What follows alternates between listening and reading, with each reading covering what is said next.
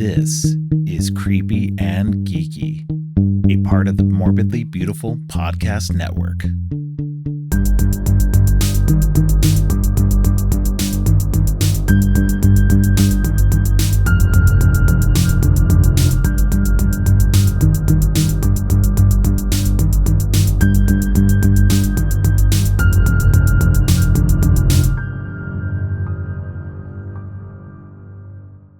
Welcome to Creepy and Geeky. I'm your host, Robert, and we're back.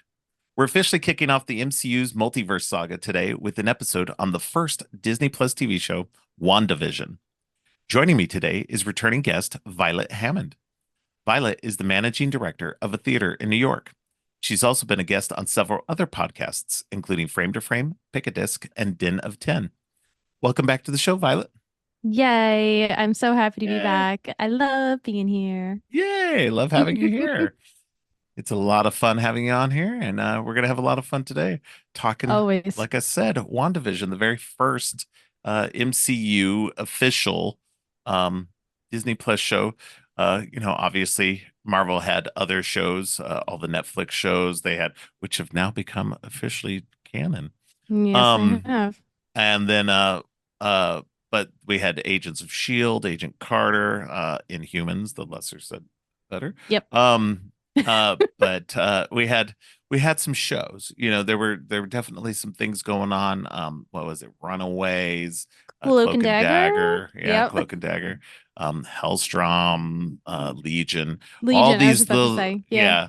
And Legion was more on the Fox side of things still, Yep. because that was still part of that. But so we've had stuff that was related. Agents of S.H.I.E.L.D. and Agent Carter and the Humans were closer to being, they were canon-esque.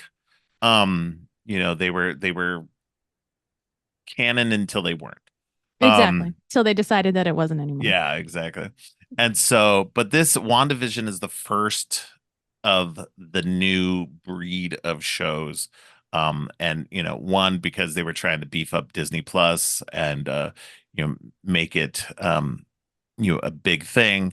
And but also because this was the first time they were like, okay, well, we're going to take some characters from the shows and we're going to expand them out. We're going to give them some breathing room. We're going to finally get some attention paid to them, because it's hard to do that with all the movies and everything. Yeah. And Wanda and the Vision both were characters whose storylines just kind of happened between, especially their romance and their relationship kind of happened between the movies.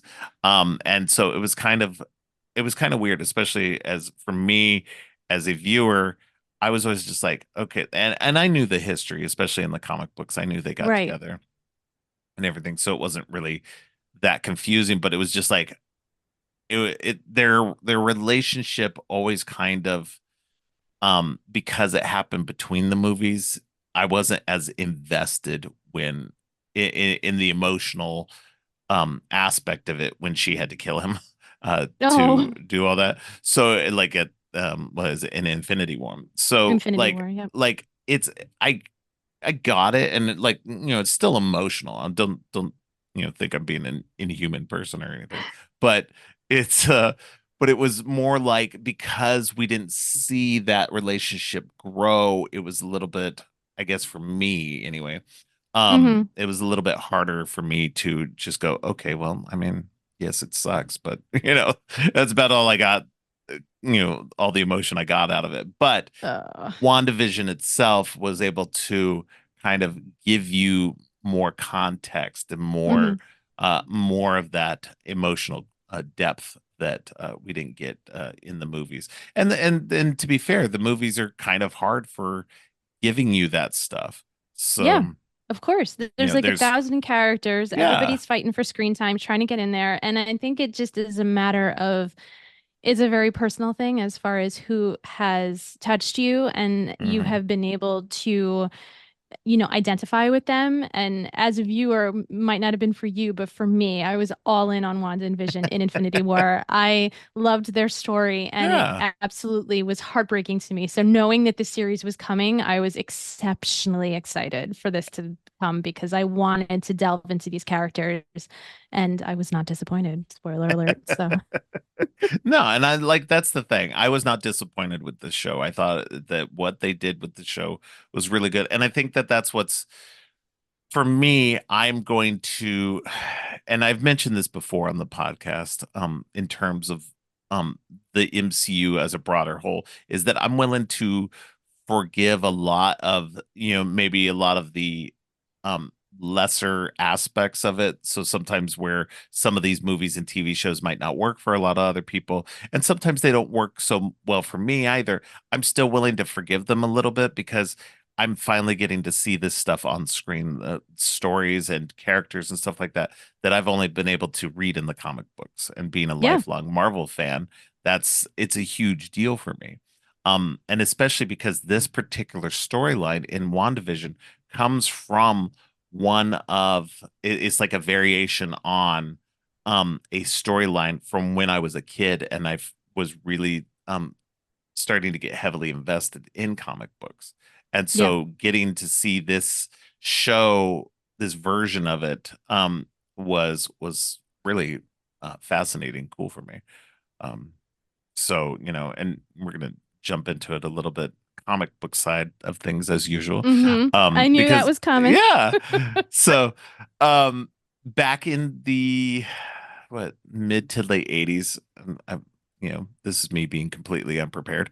There was John Byrne, who is best known as the artist and writer who helped revitalize Superman after Crisis on Infinite Earths.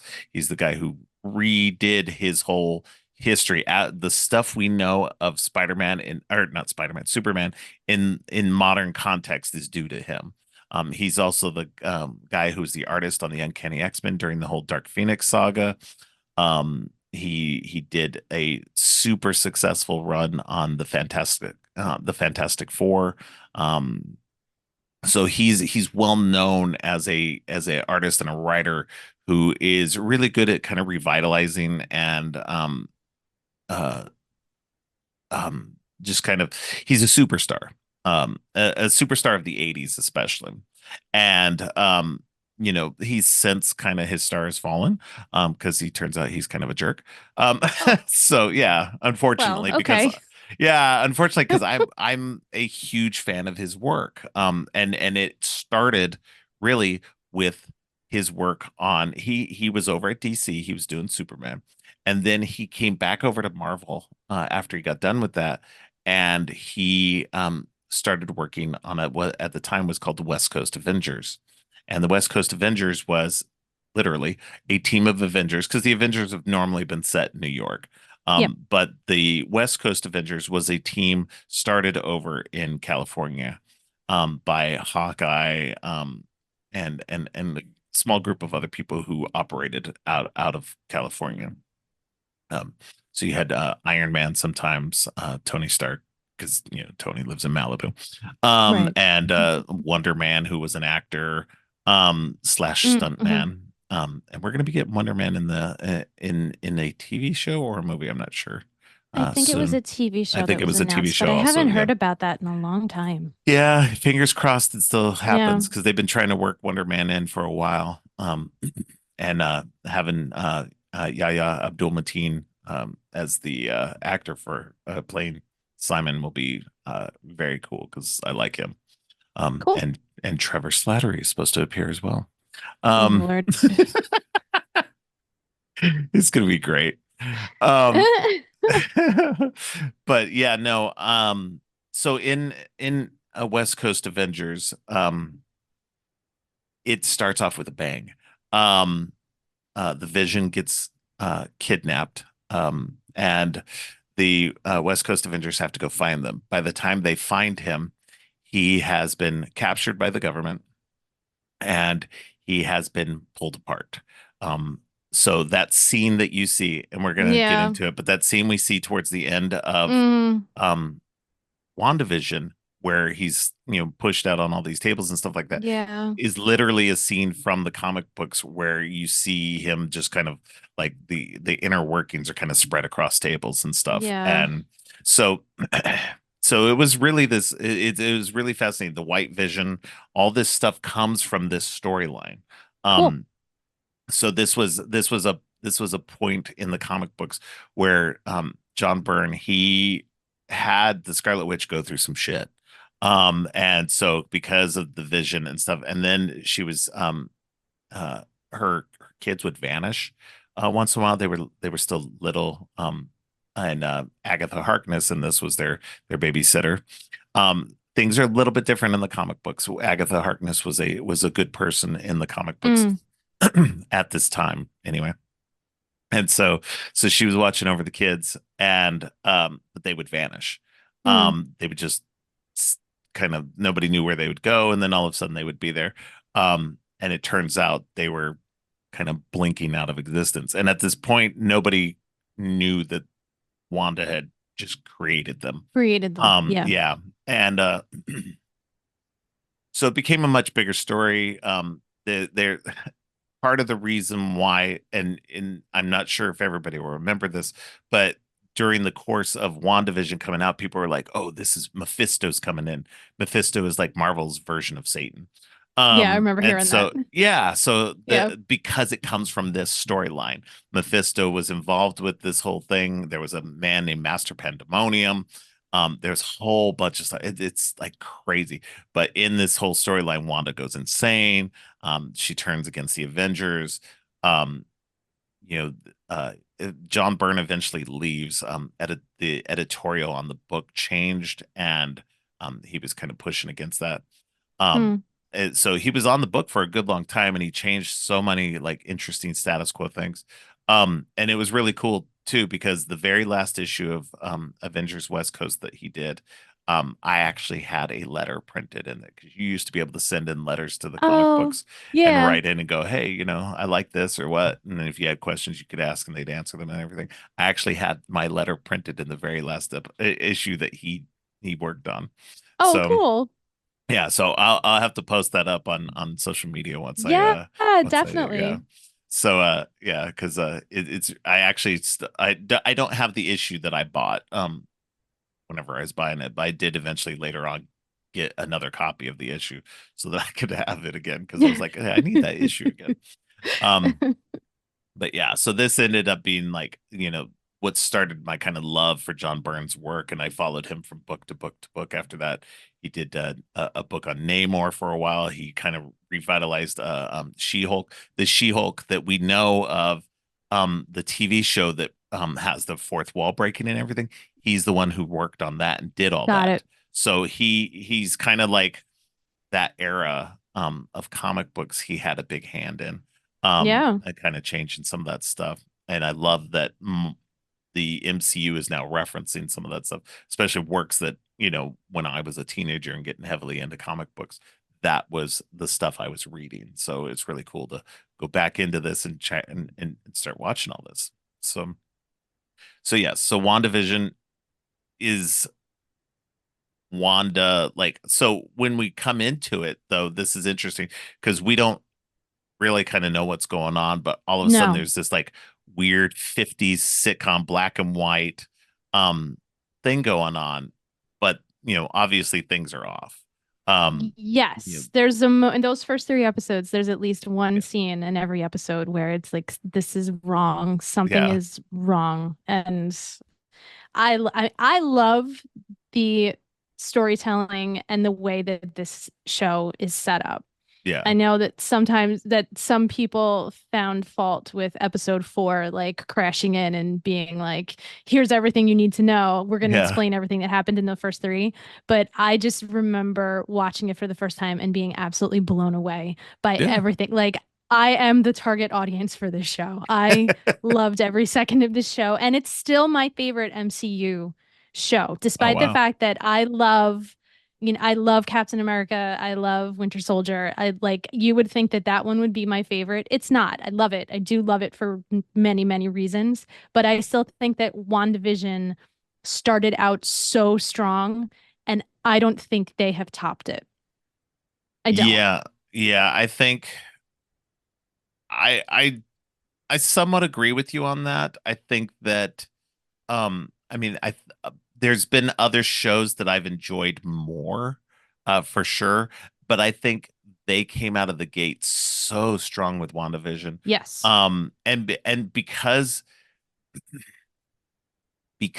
what they were doing was so experimental with this, um, that in the storytelling, that it it kind of blows you away. And I mean, they go more into traditional storytelling after that and all the other shows that they do. And that's Yes. fine.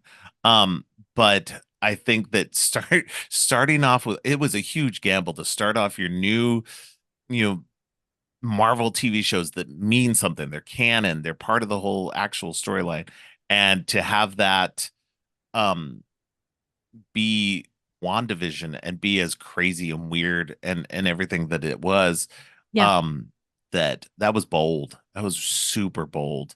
Um It and was a you got, swing for the fences moment. And I yeah, don't know if we're going to see that coming up soon. And no, that is what kind of makes me sad because they were coming off of this monumental achievement of what yeah, they had done with Infinity War and Endgame and promised us, the fans, that these series were going to give us a bigger look into these characters that we followed in those movies. And not only right, did this do that, but it structurally was like classic mystery box television in that yeah, every week to week you had you had that whole week for everyone to be online talking about it, yeah, talking about their theories and what do you think is happening? I don't know. And I remember every episode coming hmm, out and then social media being like flooded with people yeah, talking about it. Like this was the moment when this was out. And we yeah, were, yeah, it was the pandemic and we were all stuck in our homes. Like I right, understand, you know, from that perspective, but I think that even if we were out living our lives, this show still would have had that. It had the chops to keep our yeah, attention and keep us tuned in and talking about it and thinking about it. And whether or not you're happy with how the mystery was resolved by the time that fourth episode hit and we were slapped across the face with, oh, okay, this is where we're going now. right, You know, I think it still paid off. I was still happy with those modern scenes of what was going on at Sword and, the three yeah, characters, that amazing trio that were like, it's the trio we deserve. And then we right, had that, but then you had what was going on in Westview at the same time. And it kept my attention. I think it kept everyone's attention for yeah. the whole 9 episodes.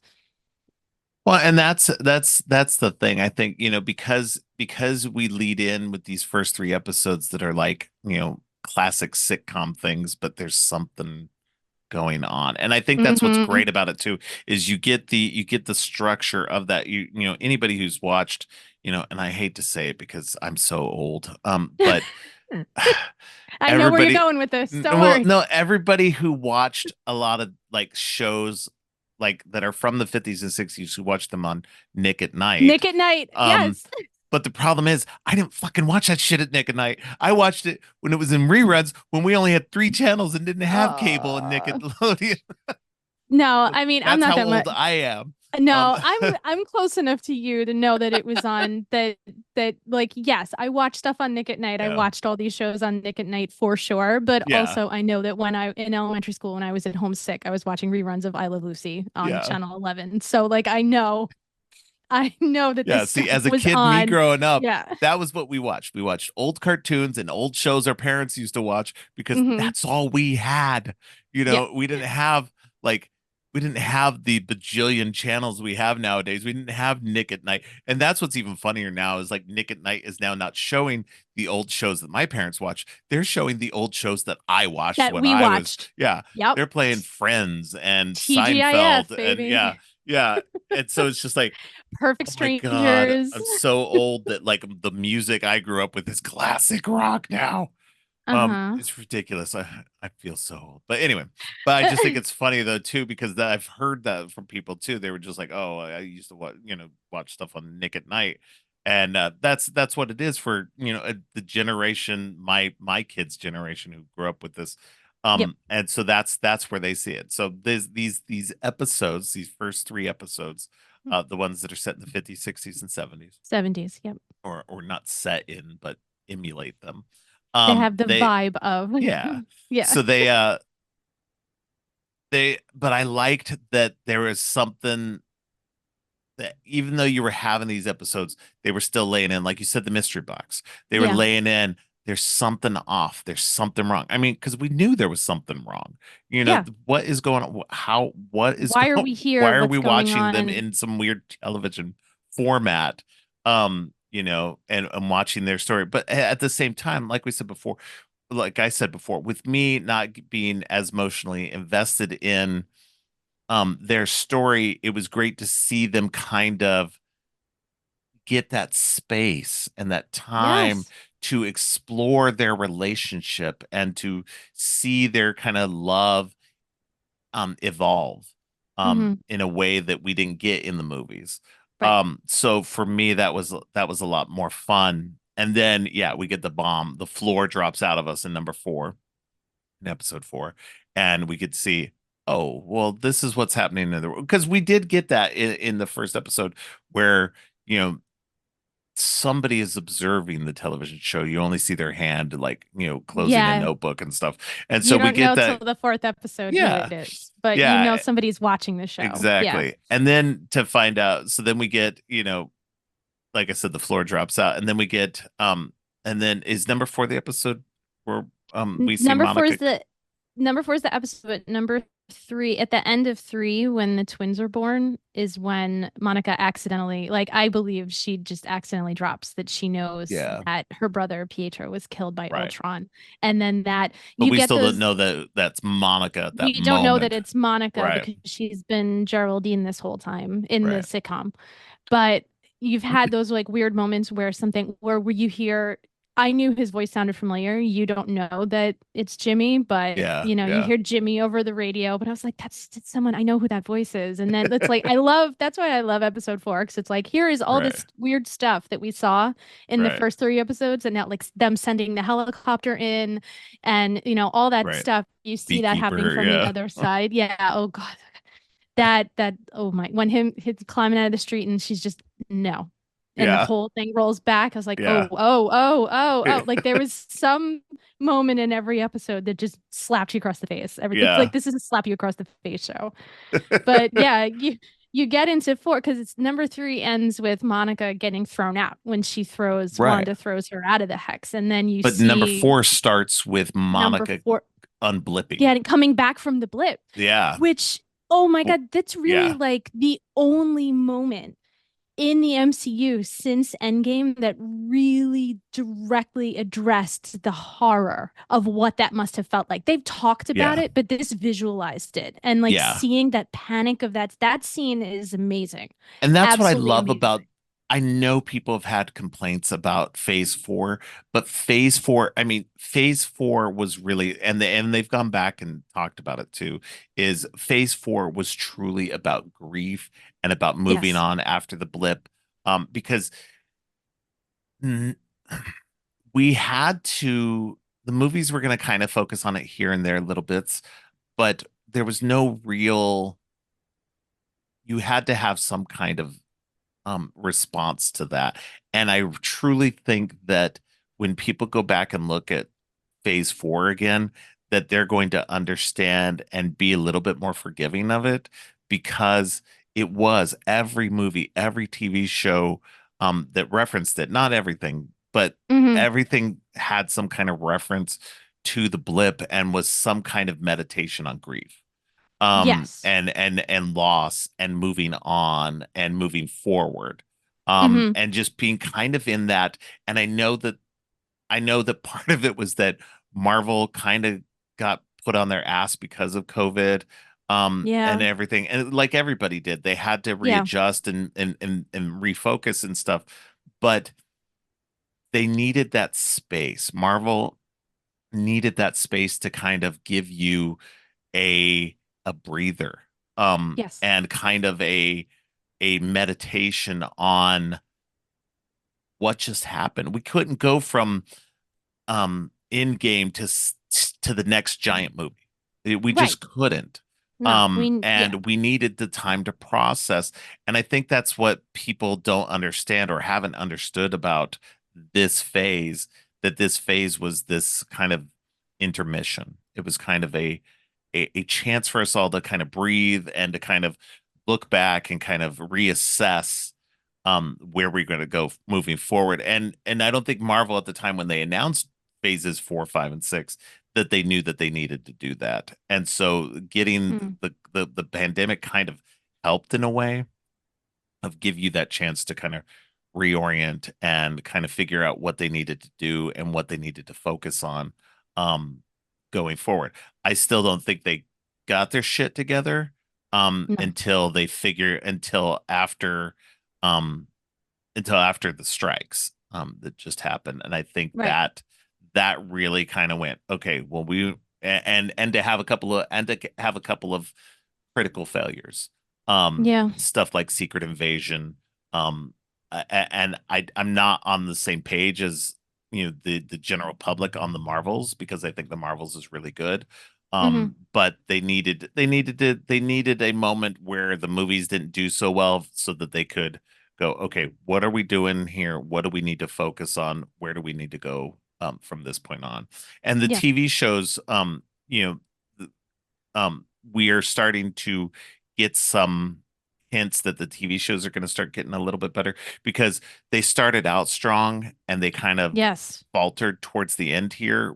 You know, I still Well, think yeah. they're good shows, but they were uneven, and there were issues, especially Yes. in something like, as I mentioned before, Secret Secret Invasion. Invasion. Secret Yeah. Invasion is going to be the one that people are going to talk about as being like the worst.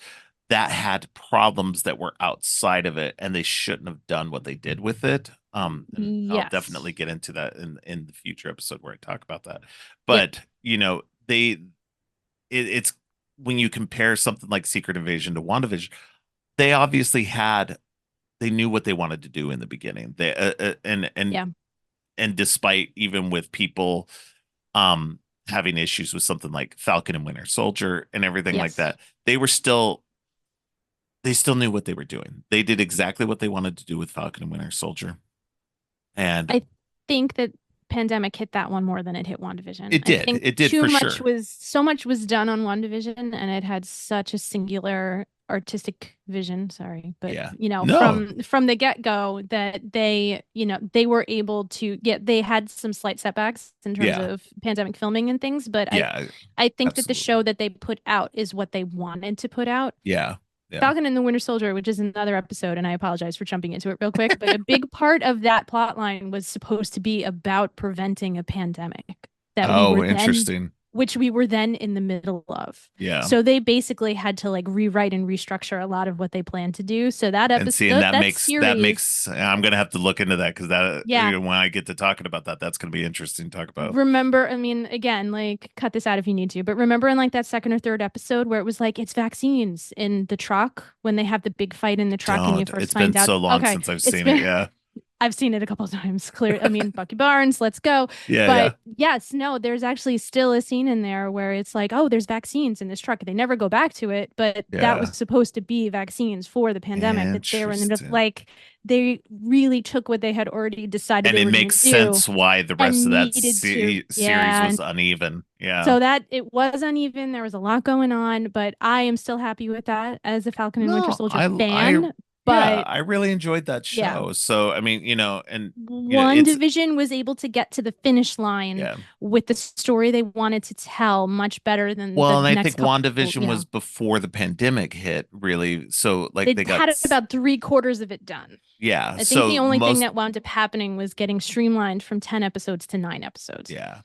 Which which I is mean, fine. yeah, I Honestly, don't there, think playing it we out get any there. yeah, I don't think playing it out for another episode would have helped any. No, Because I because the think that last episode is the weakest episode. yeah.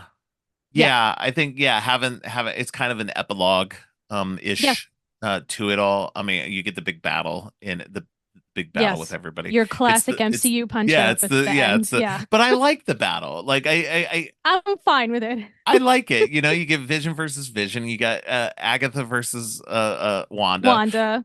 You get the bigger revelations about who and what the Scarlet Witch is. Yeah, So there's some you good get that moments at in the there. end of the eighth episode, Yeah. which is fantastic. Yeah. I'll die Um on that hill. That episode's amazing. yeah, no, and that's the whole series is great. But yeah, going back to the fourth episode, talking about, Yes. that whole moment when Monica comes back from the blip and the grief of finding Mm, out that your mother died during that time period, and at the time that you blipped out, that she was alive. She was fighting the hmm. cancer, and you didn't get to be there You for weren't her. there. And that's just, it's so heartbreaking. And then to come back and to, put yourself back into back into Sword, which her mom helped create and helped, lead. And, the guy who now is in charge of it Ugh, is this giant tool. Um, absolutely. and it's, there's but I love all that bit of it, all that bit of it. I was so happy to see Monica because Yes. I've always liked her character in the comic books. She in the comic books she was a Captain Marvel in the 80s. That's her Hmm. code name was Captain Marvel. She actually led the Avengers. So it's going to be interesting to see the future of the Marvels, uh, in the Marvel universe. Hmm. Um, but we won't get into that because that's a whole episode of That's the a whole other Marvels. episode. But yeah, but it was great to see her in this. Teyonah Parris, so good. I love She's her as an amazing. actress. Um, if anybody hasn't seen her, in other stuff, go check her out. She's also in the 2021 Candyman movie. Hmm. And she's also in a Netflix movie that I like to hype up called They Clone Tyrone. Oh yeah. Yeah, she's so good in that. And so she's great in this. I love her as Monica. Um, She's a and Broadway theater girl. oh yeah, interesting. Yeah, I think she was in a play. And I can't remember the name of the play right now, but she actually left it and had to be replaced to do WandaVision. Oh, Yeah. well, and it's Deep. funny too because I was watching the assembled, the making of, Hmm. last night. I didn't get to finish it, but I was watching that, and she was talking about how when she came in, she didn't know which character she was playing. Hmm. She'd auditioned, and she was just like, "Oh, I would, love to get anything and everything," but she actually really wanted to be Monica, and then when she found out she became Monica, she was so ecstatic. And so that's what I love about Marvel too, is that they give these people who like a certain character and everything, they give them this chance to do this, and it's always fantastic when they get to be this character that Yeah. they've grown up reading and relating to, and it's just so cool. It doesn't always work out. Obviously, some people aren't going to get the character they want, but it's always cool for the person who does get it, that Yeah. they got to be that person. But yeah, it's this episode's, we get her coming out to Westview. She gets assigned to come do that, and who do we meet? Jimmy Woo from Jimmy Ant-Man and the Wasp, finally got flourishing that his magic card. trick. He's Yep. got the magic. He's got the close-up magic. He's been practicing ever since. I Um, love Randall Park Oh, so he's much. so great. He was such a great addition to Ant-Man and the Wasp. And then Yep. to see him pop up in this is again what I love about the MCU is Hmm. characters, maybe a small character in an earlier thing popping up and becoming more prominent later. Because we also get Darcy, Dr. My Darcy girl, Lewis. Dr. Darcy I love Lewis. Kat Dennings. I've loved her forever. And just seeing her in this and being like Dr. Darcy Lewis. She's like, Yes, Miss she Lewis, was Dr. Lewis. the goofy little intern to Dr. Foster before. And finally getting to see her like being her own character on her own thing. Hmm. It was just like, so cool getting to see the growth of these characters. And Yes. yeah, and getting them to be a trio of just like, oh, we're gonna be Oh, working against this guy, and trying to figure out, trying to help Wanda, and trying to figure out what the hell's going on. um yep. The it- fantastic little Scooby gang in there. And they're all so great and they all bring something to the team. yeah, And oh, I love them. And I also loved, well, number one, the guy who's playing Tyler Hayward. And I didn't write his name down and I should have. yeah, He was a really annoying character in Studio 60 on the Sunset Strip. So Oh, the minute he popped up on the screen, I was like, this is gonna be the bad guy. Like I already knew just because yeah, of my preconceived annoyance with this actor. I was like, there's no way.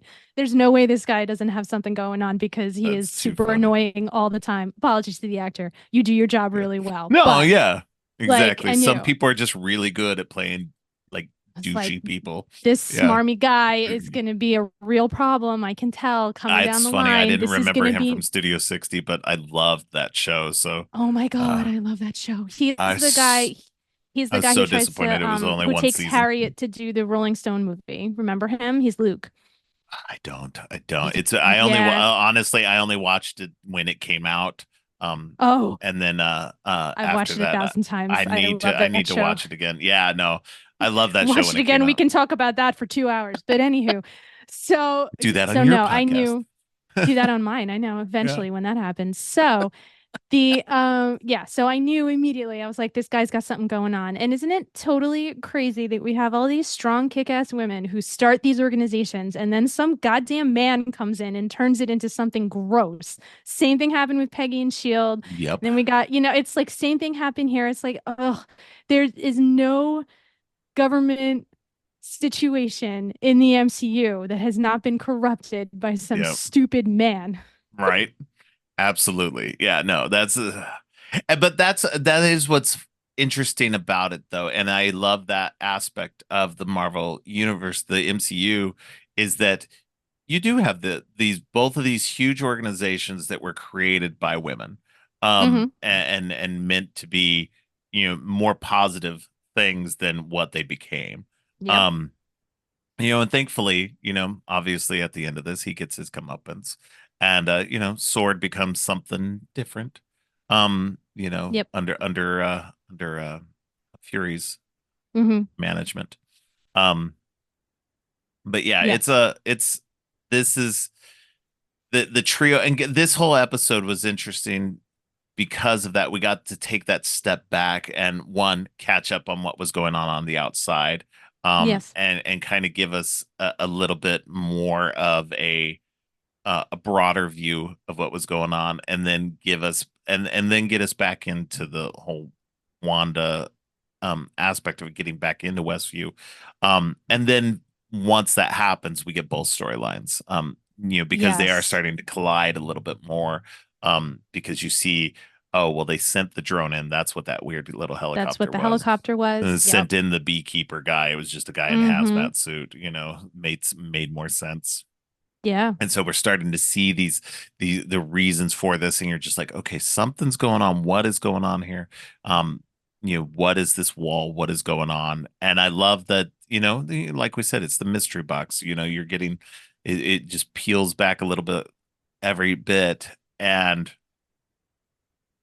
in the next episode, it was the 80s episode, and that the kids were born, um they were dealing with all that, which again, obviously Wanda's magic is out of control.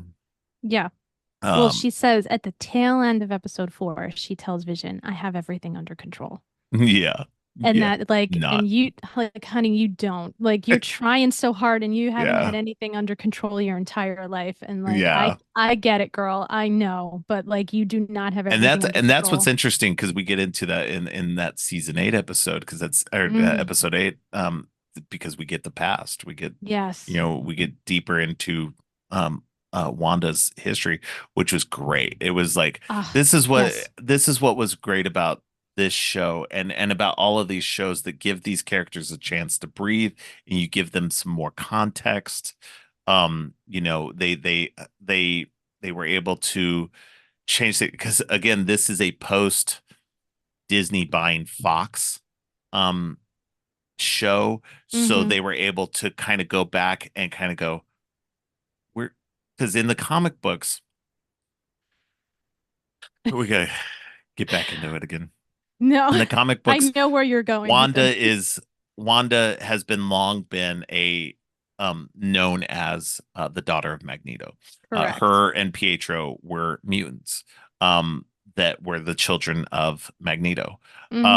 and so they weren't able to have that aspect of their in the MCU because the MCU had or the Marvel had sold off the rights To to the X-Men Fox. to Fox, Yeah.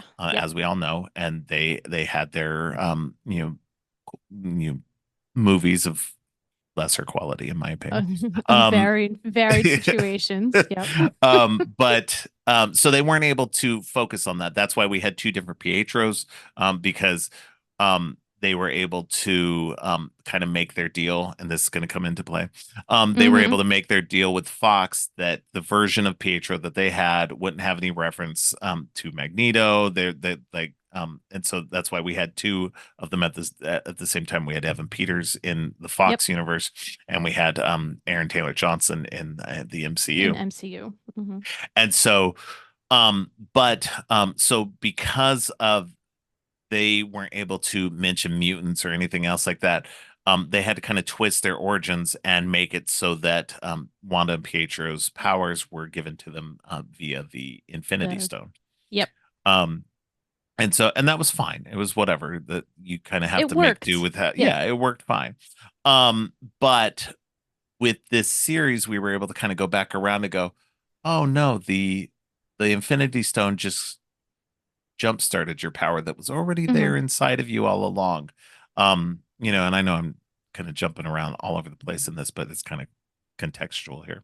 Of Um, course. because when because we're going to get into the 80s episode because at the end of the 80s episode there's something that There he happens. is. Yeah. But we so it was interesting to get that kind of past with Wanda to understand that she had the power even before um we found her in the Mm-hmm. MCU. So it's interesting to kind of get that and that they were able to kind of go, okay, so maybe Wanda and Pietro were mutants all along. Mm-hmm. And which, like I said, they were able to get because they got the rights back, they were able to fold that back in. Because in the comic books, because they had tried to, because Marvel didn't have the MCU didn't have the ability to do that.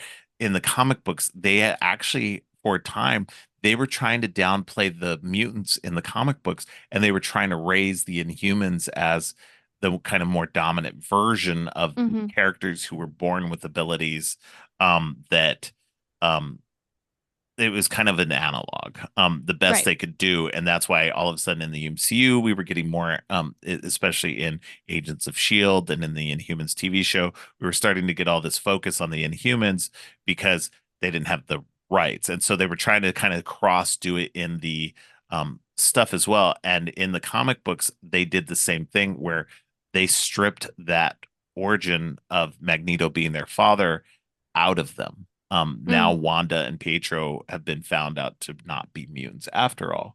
No. That they had been their genes had been manipulated in such a way that for a long time that they were somehow perceived as mutants, even like under the Cerebro, the X-Men's mutant Right. detecting computer. Um, so there's a whole bunch going on in the comic books. It's crazy. It's like There so always like is. the stuff in there is it's confusing. It's just so much going on, especially when they were trying to do that. Now they've gone back and they haven't reinstated Wanda's mutant status at all. Now Mm-hmm. she's helped the mutants. She because there was for a while she was a the destroyer or something like that. There was a whole bunch going on with that. It goes into a different storyline that hasn't yet happened in the MCU that we might have happen later on. So Oh, we'll see what happens. yeah. But if Wanda comes back.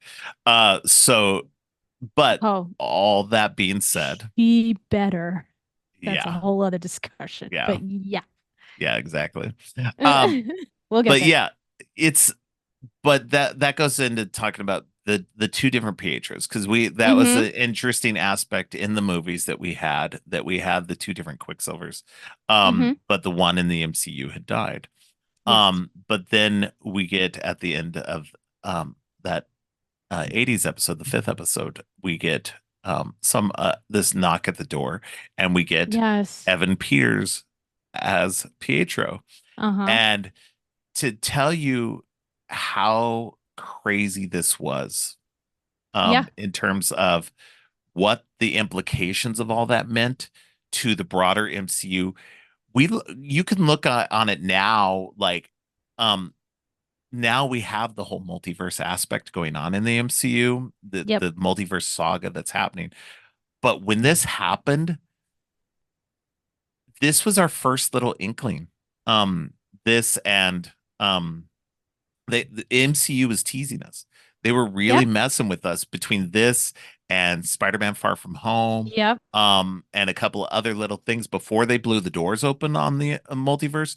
They were kind of messing with us. They were like, well, here's the multiverse. Oh, not really.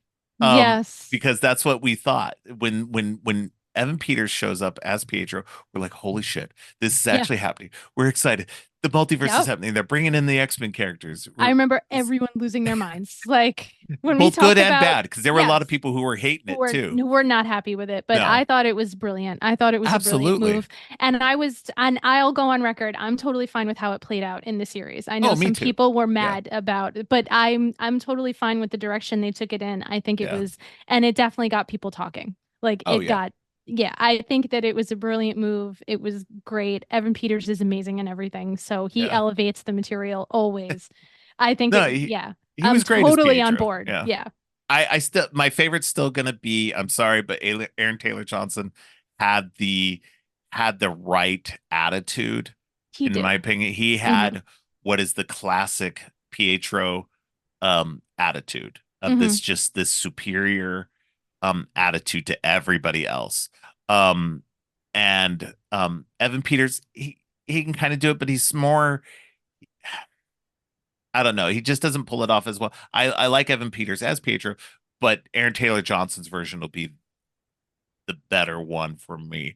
And Right. because they explained this too, there was this whole aspect of uh Quicksilver was a member of a group called the X Factor for a short bit in the comic books, and they had this one episode where they had this psychiatrist kind of talking to each one of them and kind of breaking down their characters and stuff. Hmm. And part of it was like, they were trying to figure out why he was so arrogant and so just such a jerk all the time.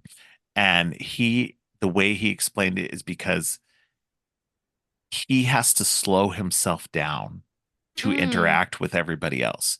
And Okay. imagine if you had to slow yourself down to interact with everybody else in the world, because everybody else to you is going super slow, and Yeah. to force yourself down to everybody else's level when you're Hmm. at this much higher level. You can understand that because that's his natural state, is to be fast. Yeah. It's not because that's not how he perceived super speedsters before. We Right. just assumed that they lived normal and they could access that speed. No, Hmm. he is living at that He's speed always and has to fast. Yeah. force himself down. And so it was like, okay, I can kind of understand that attitude now. You can understand where he's coming from, that arrogance and that kind of just, not even the arrogance, but the kind of bitterness Hmm. that he has towards everybody else. And I was just like, okay, and that's what Aaron Taylor Johnson brought to that character in that way, was that kind of just like that bitter arrogance. That one, he was better than everybody else, but two, he was having to slow himself down for everybody else. Yeah. And And that totally works for Ultron, but yeah, for no, where we're but for going where we're in at this with show, WandaVision, yeah, no, what yeah, Evan Peters did with the character was because great. his vibe for that Malcolm in the Middle Yeah, episode vibes, yeah. like he folded into it so perfectly, and he worked so well with those boys. Those boys are very talented child actors. I love Yes, those yeah. kids. Yeah, They're one of great. them was the one that was I think Billy. He was also on The Haunting of Hill House as well. Mm-hmm. So if you haven't seen that, definitely go check that out. Um I know you're Depends. not a horror person. Well, Um it depends on how bad it is. it's more creepy than anything else. It's Oh, that I can do. Yeah. yeah, yeah. No. Flanagan's stuff is more creepy, not so much gory. So it's more very creepy and for the most part. I don't think there was anything hugely gory in Hell House. Some of his other shows maybe. Um, Okay. yeah. But yeah, no, it's but the bringing Pietro into this was interesting because it had one again, it was another wrinkle that was forcing her to look at her life Yeah. and to question what the hell is going on with all this because she's trying to control everything that's going on in Westview, but there's all these little things that keep happening that keep undermining her control. Yes. And we'll get into that, but Hmm. she did not bring She Pietro didn't there. bring him in, And yeah, and even in the midst of that doorbell going off, she's arguing with Vision because Vision's starting to figure it out. And yeah, the doorbell rings and she says, I did not do that. And yeah, then she says, you don't believe me. And he's like, it's getting really hard to trust you. yeah, But she legitimately didn't do it. We know who did it. We'll talk about it later, but yeah, she didn't bring Pietro there. right. And and that's it leads into the next episode, which is the whole Halloween episode, which is great Mm-hmm. because you get to see Vision and Wanda in their classic In their costumes, in their classic costumes. comic book costumes, and it's just another highlight to anybody who is a comic book fan who is always like, well, I just want to see them in the no, you don't want to see them in their classic costumes because this is what it looks like. They're awful. It looks awful. Although I will say Wanda's costume looked great. Her Yes. classic costume, they did really well on it in such a way that it still looked really great for Mm-hmm. her. It didn't look it obviously wouldn't have worked in our modern Right. um stuff, but it still worked really well. I thought it was a really good version of the costume that she had. Yeah. Um, but it's the and then we get Pietro in his kind of classic all of these are obviously like more like homemade versions of these costumes. Yes. So he's running around in his blue shirt with the white lightning bolt on, a very classic Quicksilver. Yeah. And then we have the twins. They're discovering their powers as Their well. powers. Yep. And we're going to kind of get into that in a little bit too of what that potentially means, given Mm-hmm. some stuff that we just had at the end of the Marvels as well. Mm-hmm. But it's we this episode was interesting too because it's like I said, Wanda's starting, her control is starting to unravel because Yep. while she and Pietro are going around with the kids and they're going around trick or treating, Vision is off on his own. He's kind of exploring the world of Westview. Mm-hmm. And he's starting to see some of the other people in the town. They're just kind of barely existing on the edge, Yes. and so there's like the woman who's trying to hang up her laundry, but like there's the She's tears just, dropping from her eyes. She's just yep. it's like she's doing it over and over and over again, doing the same movement and just like has no control. And it's one thing for the characters that we've interacted with who have no control but have some kind of character. They've got a Yes. character going on, whereas you've got the other people who are existing who don't have any kind of No. character in there. No. And they're all And just trapped. yeah, they're all just trapped and just barely existing on the fringes of this town. And this is, where Vision starts to press up against the walls that Wanda's made, and Mm-hmm. he gets out and he sees the real world. But he's trying to pull away from it, but is getting pulled apart. Yeah. And when Wanda realizes what's going on, she extends the wall of her control, and The brings hex. in the sword. Yeah, it brings in, yeah, the hex, which is a reference to, in for the longest time her powers were her hex powers. That's what she Ah, called them, her hex powers. Her magic in the comic books has changed at different points. I'm sure. Mm. Yeah. Because it what it is she's been such a strange character for a lot of writers and stuff like that. It's been kind of hard to kind of because she was taught magic um to a degree, but her powers, her mutant powers were to control probabilities is what it was that Mm. she could control what the probability of something happening would be. So if something were to fail, she could control the probability of whether or not it would fail. Um, Hmm. um, so it's, but that was her. That's why the hex was a reference to what she used to call her powers. It was her hex powers. Um, and so but as she's pushing this wall, the domain of Westview out, she transforms the sword camp into this circus Into a that's on the edge of circus. town. And that brings Darcy in. Darcy in. Yep. And luckily, Vision realizes that, she was a member of Sword, and she's able to, or he's able to um get Wanda's control off of her, and they are Hmm. able to start working towards getting to Wanda and trying to get this figured out. But meanwhile, Wanda is like putting every impediment in their way Yeah. to stop them from getting to her soon. Yeah. By the time we get to that, we have the Modern Family vibes Yeah, yeah, episode with all yeah, the two camera confessionals. yeah. Wanda's depressed. So bizarre. Yeah. I And like, she's oh, losing control so much she's now recognizing it. Like just yes. things are constantly changing around her. It's just this is again why this show is interesting. Fun like this is because they're doing all this these little things to represent this loss of control. Hmm. And it's just, but we're still in these weird little sitcom formats. Like you said, we're now in the Yeah. Modern This is Family. the Modern Family Yeah, sitcom.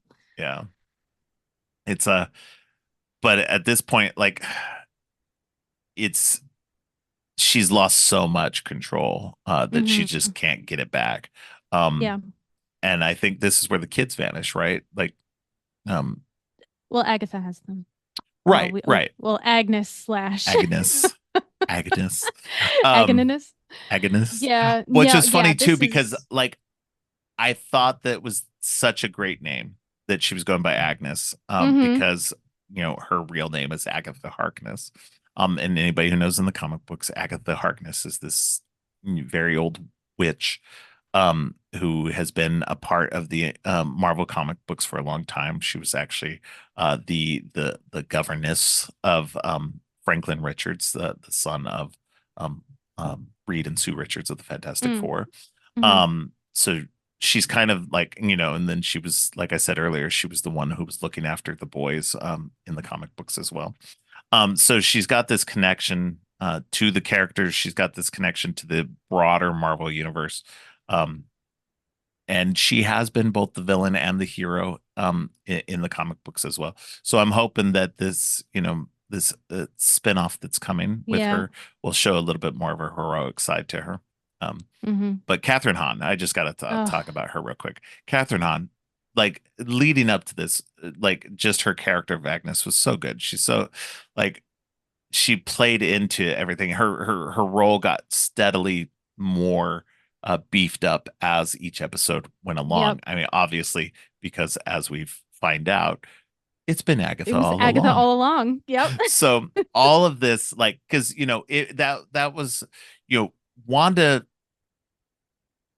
did this. She controls. We Yes. find out in that later episode that she, um, um, in her grief over the vision, Yes. she went to Westview, and because this is where Vision had bought a house for them, or bought a Yep. plot of land to create a Yeah. house and a home for them, and then she recreated Westview in her um Sitcom grief. fantasy. Yeah, and her sitcom fantasy, because you find out that that's when she was a kid. That's what her family did for Yeah. fun, was just watch sitcoms together. Hmm.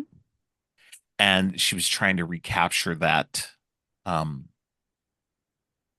feeling for her Hmm. life, and wanted to have that happiness in that way. But of course, Agatha being there just kind of ruined it all.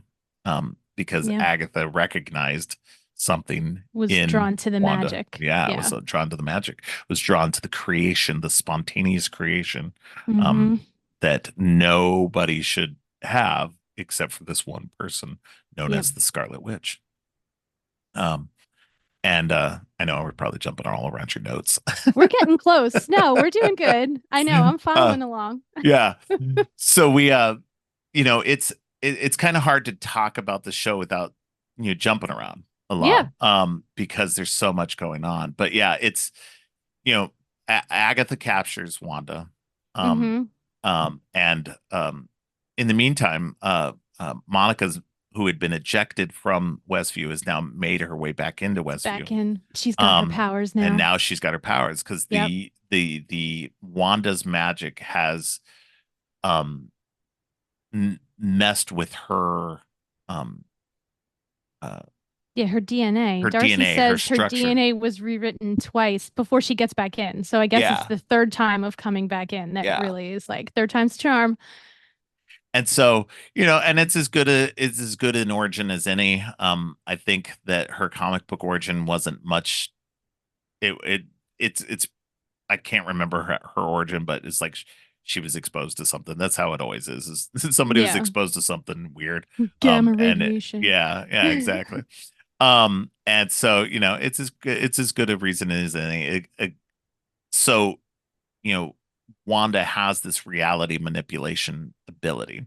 Hmm. And so to be able to do that, and then so that helped rewrite Monica's cells down on the cellular level, and created this version of her character now. And Yeah. so we get, so she's back in there, but she gets captured by Pietro, Hmm. and who's now we find out is been Ralph. working for yeah, Ralph Ralph Boner. Boner.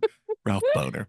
And that, like, I know that reveal like pissed everybody off. Like I Yeah, remember but that. Like like I so didn't many care. people. Yeah, I Yeah, didn't care people were either. mad, but I was like, Yeah. cool, because you know what? Agnes mentions Ralph in every single Every episode episode. Yeah. leading up to, and so I was Yep. like, oh, it's not like it didn't have a payoff. It totally had a payoff. And Yeah. Agatha plotted this and planned this. It's not, Yeah.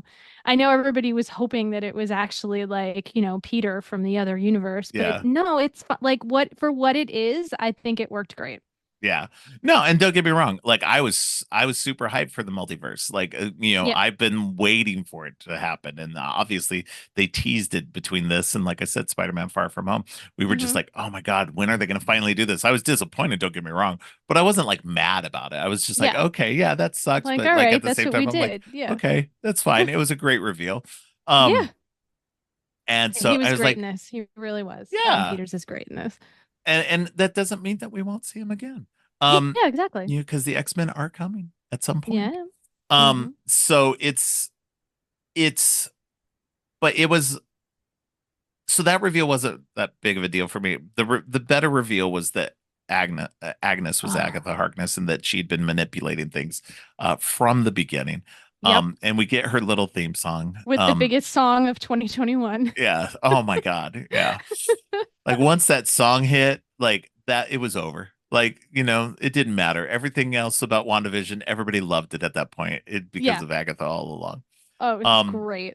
and the fact that it's taken this long to get this spinoff, which I still don't know if we have the actual subtitle yet, because it was like Coven of Chaos, and now I think it's Darkhold Diaries. Darkhold Um, Diaries is the last one. Yeah. yeah, and I think there was something else too. There was a third one that there There was. was a third I one. don't Yeah. remember what it was now, but I liked Coven of Chaos though. I think Yeah. Darkhold Diaries is a little weird. Um, but um, we but just getting Agatha in this, and like getting her past, and Hmm. getting this whole thing about how she's control, like she's has this control and everything like that. But then we get all this backstory of Wanda and what, like, her powers mean. That Wanda is the Scarlet Witch, this person who has the ability to have magic, and to do magic Hmm. without all the structure and controls that Yeah. other witches need. Because witches have to Chaos. have runes and spells and everything, and Wanda can just create. Create it. Chaos Um, magic. yeah, chaos magic. Hmm. Which goes into, okay, goes into a whole other thing too, because where Wanda and Pietro were born at was at the foothills of Wundagore Mountain, and we get Wundagore in um later on in uh Doctor Strange and the Multiverse of Madness. Hmm. So that's the mountain that they go to where she gets even more power from, Yeah. because that is part of her history as well. This chthonic magic. Um, and so there's a much deeper stuff going on there. The Darkhold was involved. There's an interesting little side piece of, because we've already met the High Evolutionary Yes. in Guardians of the Galaxy. Well, the person that the High Evolutionary was a man named Herbert Wyndham. And he was a geneticist who had a um lab that was at the top of Wundagore Mountain. Oh. There's there's so much going on. There's so much history going on with all this that hasn't been connected because Spider-Woman's involved.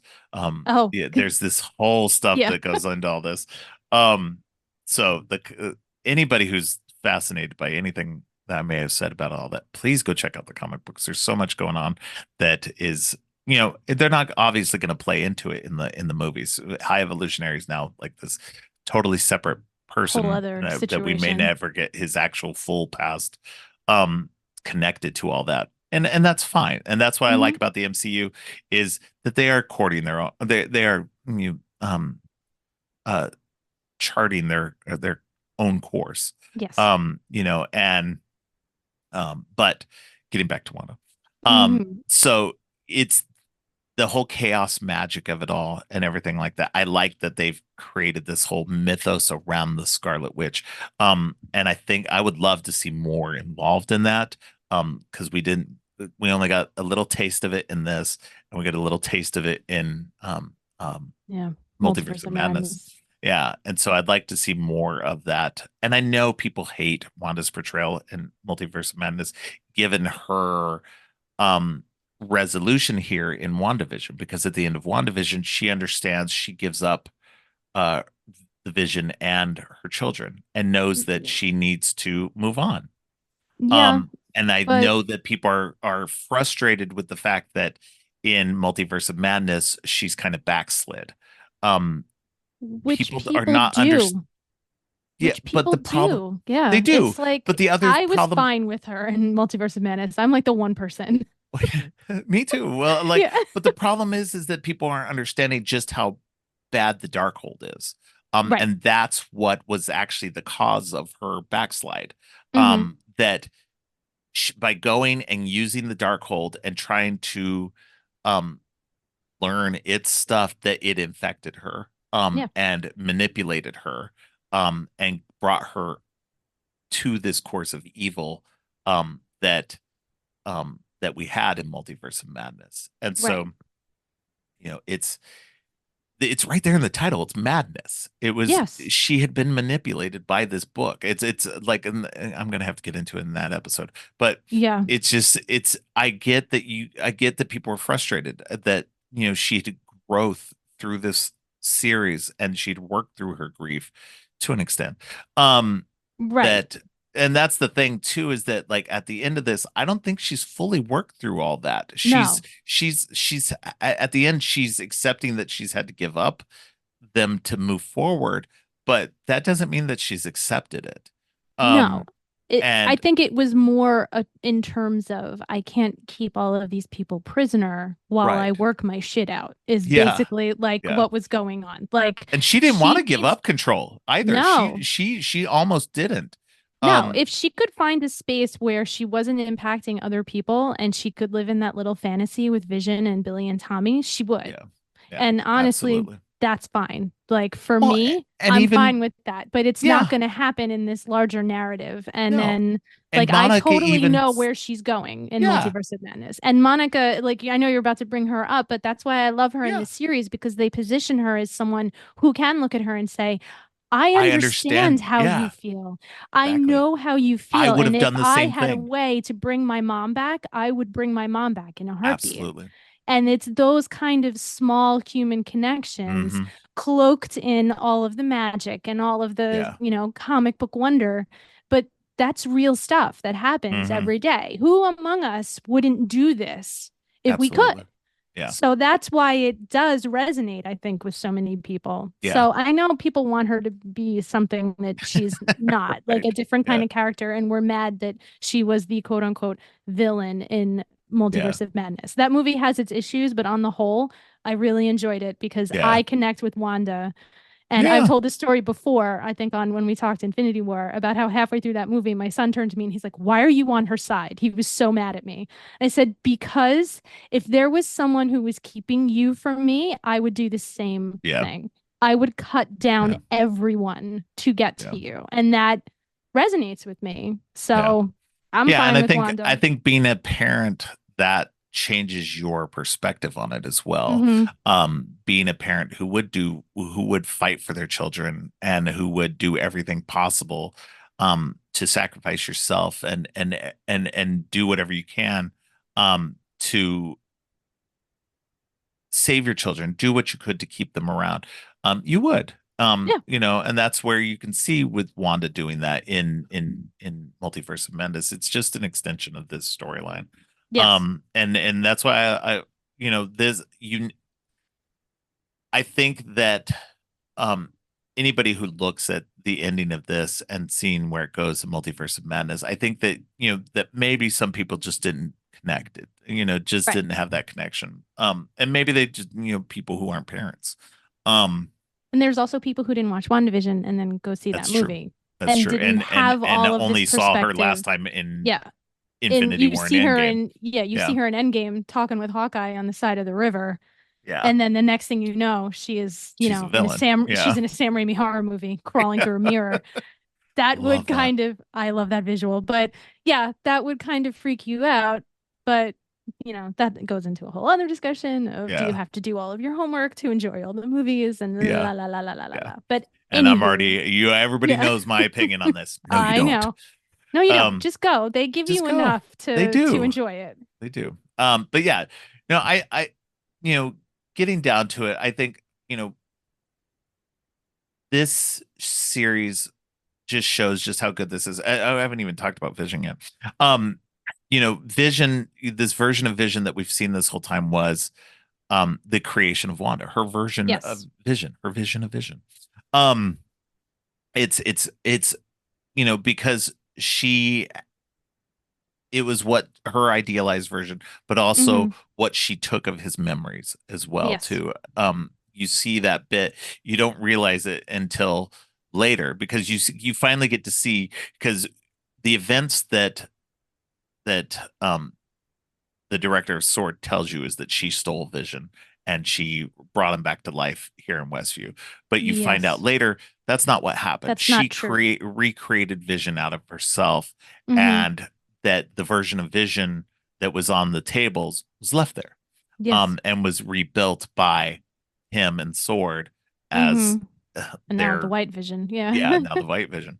And that was what was interesting in the comic books as well too, because the vision in the comic books was, red and green and yellow and everything, just like he is in the movies and stuff. And then he had been torn apart. And then Hmm. when he came back, he was just white. He was Yeah. colorless. And so that was the vision that was in the comic books for a while too. And he had up until that point, up until he had been dismantled, he'd started gaining kind of emotions and everything. And then when he was rebuilt, that he was not that aspect anymore. The Right. relationship between him and Wanda was gone. And so it's great to see this kind of aspect of it change in the comic book or in the show as well. Because this version of Vision that we see, this white Vision, he Hmm. is the ghost Vision. He is devoid of all that. He didn't even Yep. have his memories at first, and it's not until um Wanda's vision gives him his memories that Yeah. he has access to all that. And then he goes off. Now, I just found out, and I somehow I missed this before, but while looking into everything, they are actually supposedly doing a Yeah.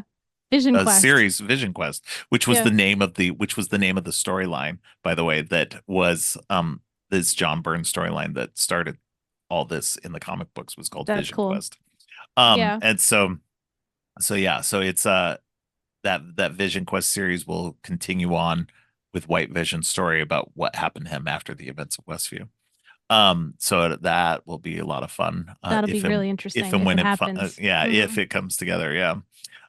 Who knows? Because that's the interesting thing about the shows that have been on Disney Plus is that for the most part they were doing them as more like films. Hmm.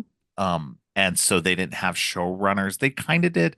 That the way they did it was different than the way most traditional TV shows were run. Yeah. And so they realized that, and this is what we were talking about earlier, with how Secret Invasion kind of faltered and stuff, that they realized that they needed to run these shows more like TV shows. And this is Yes. why they've had to reconsider what they're doing with the Daredevil show, and that's why all of a sudden we're Yeah. getting a bunch of new news on Daredevil recently. Yeah, Um, but like they say that, but I think somebody had pointed out that with the new writer's contract, they need to have a writer's room and a showrunner and a certain amount of yeah. people in the room, which I Well, I think think is that's that part of they're it for sure. Yeah. yeah, I think it's Yeah. like a double thing of Yeah. like now But I they're think they, contractually obligated to do this, but yeah. also I think if they've had mistakes with these shows that didn't have a clear creative vision at the Yeah. top. And I don't think that was the case with WandaVision. As we've No. said, like this Yeah. one had like a real clear, And I think but for the most part, there as was a they lot of went, that with most of the shows. They had yeah. clear visions, they had clear creators. I don't think that was a problem for most of the shows that Disney Plus has had. Hmm. These most of these shows have been really well done. I Yeah. think even Secret Invasion was well done.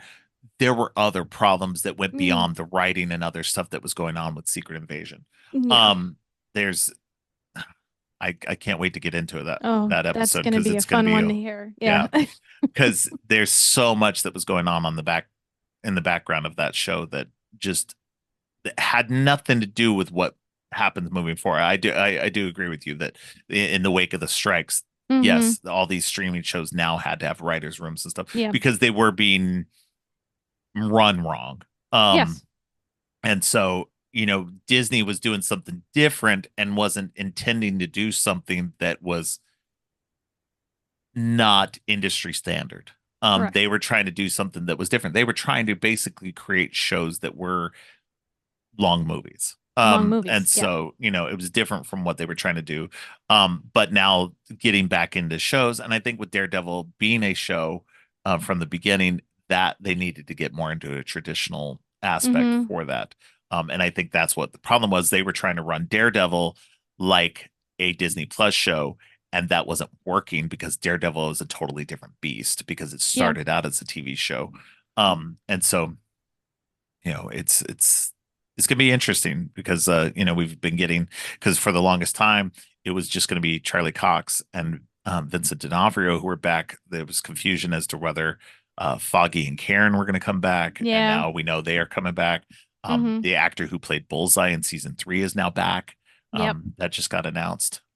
We knew Joe Bernthal was coming back. John Bernthal was coming back Yes. as Punisher. So like everything's like it's finally Now starting to it's come together and season 4. connecting. Yeah, yeah. Now it's actually yeah, and it's Yeah, it's exactly what it season is 4. now Yeah. Daredevil Born Again is season 4 of the Daredevil show. So it's great. My thing is I need them to bring back Luke Cage and Jessica Jones because I need to see that Yeah. those characters come back. That'd be great. Iron Fist, I'm okay. No, I'm the same as Yeah, you. I'm okay with him kind of staying. I would like to see Colleen Wing come back though. Oh, I love Um, her. yeah, Yeah.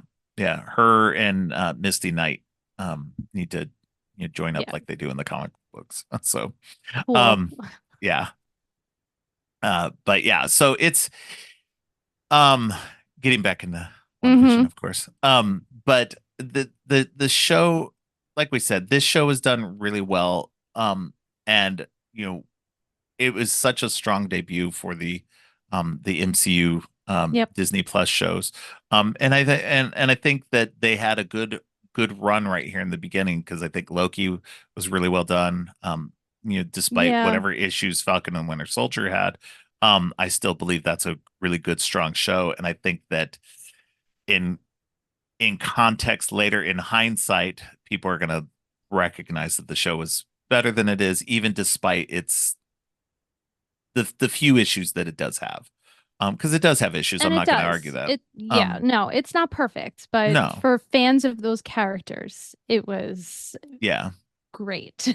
yeah, exactly. Yes. Um, but but WandaVision was such a strong debut, Yeah. and it changed things that, and it kind of, you see the echoes of it in She-Hulk, with how they were kind of going to do things more experimental, and they didn't for a long time. They kind of went more Hmm. traditional with most of the shows that they did in between them, but it was great to see, with She-Hulk, that they kind of went back to that kind of experimental, more fun, more just kind of goofy, weird stuff that they wanted to do with that.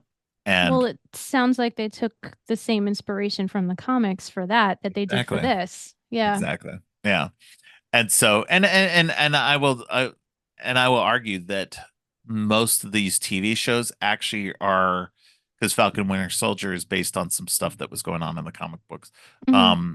The Loki Loki's different. Loki's a whole different beast. Loki Um, was how do we get Tom Hiddleston back? Like, yeah. let's not, Well, but let's Loki not is also like, the door, the opening to the multiverse. oh, So absolutely. It's yeah, very important in phase yeah, four, but it yeah, was also like, who is the general public's most favorite Marvel character? yeah, Loki. How yeah. do we get him back? Oh, this will work. I mean, I love the Loki series. Don't like these first three were huge home runs for Oh me. yeah. Oh yeah. Absolutely. Yeah, And absolutely. I think the Loki series is great and I love it. So Yeah, that's a whole other situation. Again, yeah. Loki girl, Bucky girl, like this this whole first batch of Yeah. shows, it was like they knocked on my door and asked me what I wanted to see and No, totally. that's exactly what I Yeah. got. So, No, they were very smart in doing these, like, because like I said, they needed to expand Wanda and Vision's story. We got something that was good. yes. While Loki was a major character who popped up and everything like that, his story arc had um didn't get enough room. Hmm. And so it was good to see him get his own story to um give us a different version of Loki, to Yes. give us a different of um to give us the Loki we have now. Correct. And then Falcon and Winter Soldier, we needed more with them. We needed more of Hmm. Bucky's past. We needed Yes. more of um who the Falcon was, in Hmm. context of everything. And we needed them apart from Captain America. We didn't need them Yes. to be just Captain America's sidekicks, Right. and so it was great to get those, and then, later on down the road, we start branching out and we get Moon Knight and we get um She-Hulk and everything. But we also got Hawkeye, who Hawkeye was a necessary. He was in the movies less than almost Yeah. anybody else that was a major Avengers character. So it was great to get his show and get a version of Hawkeye that was at least a tiny bit closer to the traditional Marvel character, because it's been Right. something that's been bugging me from day one. Um, that the version of Hawkeye that we had in the movies was not Clint. He was not the character Yeah. we had. And so getting a version that was closer, wasn't quite exact, but closer Hmm. to the character in the comic books, was great. So it's I love that they did that and they expanded out these characters and gave them some room to breathe. It's that's what was necessary, and that's where I think that they excel even more so than, I think that the shows like Moon Knight and She-Hulk, and the ones that are more focused on new characters, those are great too. I think Hmm. they have their issues, but a lot of it has to do with more the characters they kind of chose, um Yeah. that weren't going to resonate with people. Hmm. um but I still think they did it well done with all those, and it all starts right here with WandaVision. Yeah. They had a clear um motivation with what they were doing. And I'm excited to see what they go. Obviously, this was a one and done for Wanda and Vision, um, in terms of just this series. Anybody who's looking for a season two, it's not going to happen. No, Um, it's not. but And it but like it just is what it is. Like yeah, but we're going yeah. to see the continued fallout from this series. We already saw it with Wanda in Yep. Multiverse of Madness. We're definitely getting Agatha Harkness's uh storyline continuing on. And Um Vision apparently. and then apparently the Vision, Yeah. which will be interesting. We'll see if that actually comes to fruition. Mm-hmm. But hopefully, fingers crossed it'll happen. Yep, I yep. do think, like, but they're slowing down on what they're doing, which I get. People are wore out. Um, Yeah. but for me, I'm like, nope, please keep giving me, like, Keep giving it I to me. I would be a okay with the series, like, starting after the series, another series ends. We're not getting that now because they're No, gonna slow things down. And it's don't get me wrong, fine. I get it. They need to, because they need to have better stuff going on. The effects teams need more time. They do. I'm absolutely understanding and want that to happen in terms of that. I just love the stories and I want to see as many as possible. Yeah. Before they decide, well, it's been so long now, we're not going to do it. So that's my only fear, is that something that gets announced is going to end up then getting put on the back burner and completely ignored later on because we don't want to do it now. Yeah. It's been too long, and but that's the thing, is like, I hope they don't get to that stage, because I think that um there's always going to be fans who are going to still want to see that stuff. Yes. And even if it means we have to wait a long time, we're okay. We'll wait.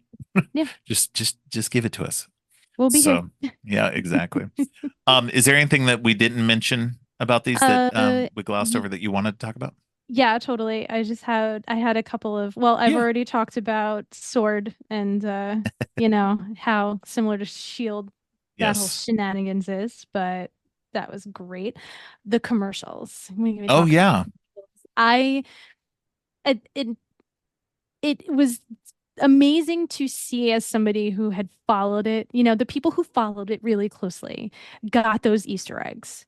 But Yes. if you didn't know, it would just be like, okay, this is just another quirky thing in the midst of this. But if you knew, it Yeah. was so cool. The Lagos toilet paper, not toilet Yes. paper, the paper towel. If you Yeah. have a mess you need to clean up, I was like, oh my God. Every time one of those happened, I lost my mind. Every single one of those commercials, perfection, Well, and absolute and perfection. that's what also led people into thinking Mephisto was involved too. It was Hmm. because, like, there were a couple of instances where there was something where somebody's like, oh, well, this thing in this one commercial means that Mephisto's involved, and he's Yes. like, and it was like, no, no, no, no. No. They're teasing you. Yeah. Stop it. Like, and that's what's funny about the whole situation too, is as big a fan as I am of the comic books, and I'd love to see certain aspects happening. Um, it's not going to happen. And I know that it's like, sometimes they put things in as little Easter eggs or little teases Hmm. just to mess with us, and just because they're teasing us. They're just going, Yeah. look, we know you big fans are out there Yeah. searching for this stuff. We know you know. Yeah, we know, but we're messing with you. Yeah, the commercials and the way that the commercials added to the aesthetic, the separate aesthetics of each Yeah. episode, the separate theme songs Oh for yeah. each sitcom, and title sequences, just the work and the care that went into the production of this show, I Oh really yeah. appreciate, because it wasn't just the storytelling, it was everything and all the thought that went into every section of it, in terms of, if we will throw out the music, because the music was amazing and switched from era to era. Yeah. And And it was the Christoph same Beck did the composers score. each. Yeah. Yeah, Christoph Beck did the score, and then Robert Lopez and Kristen Anderson Lopez did the theme songs, The and theme also songs. the amazing, Agatha all along. But Yes. that's also the team that worked on Frozen. So Mm. they're three people who work together really well. The Lopez's are unbelievably smart, composers. It's Kristen Lopez singing on most of those, which she blamed on the pandemic because they couldn't get other people to do it. But it's fun as someone who loves Frozen and knows, Yeah, has seen all of the documentaries with her singing the demos of the songs. It's really fun to hear her voice on that's funny. those theme songs and how perfectly they work with the aesthetic of each kind of, the Bewitched one and the I'm Yeah, Lucy one. Like they're all so perfect. But what I found really interesting, and I didn't know until I did this research, is that they use the same four-note motif in each one. So even if you're not a musician, in your brain somewhere, you know that there's something similar to each one of these, even though right. stylistically they're so different. And what they used was called in music the devil's interval. Hmm. So even down to the theme songs, everyone They who were was working messing on with this people. production was tuned in, pardon the pun, but tuned in to carrying this theme and this aesthetic Yep. and this vibe throughout every aspect of production. Yep. And I love that. No, You and that's can the thing. tell the love. They were teasing the whole Mephisto thing. They really absolutely were. Um, I will not deny that they weren't doing that. They were messing with us. They were wanting you to think that that's what it was when it was They really wanted Agatha people to all along. talk and then tune Yeah. in. Yeah. Yeah.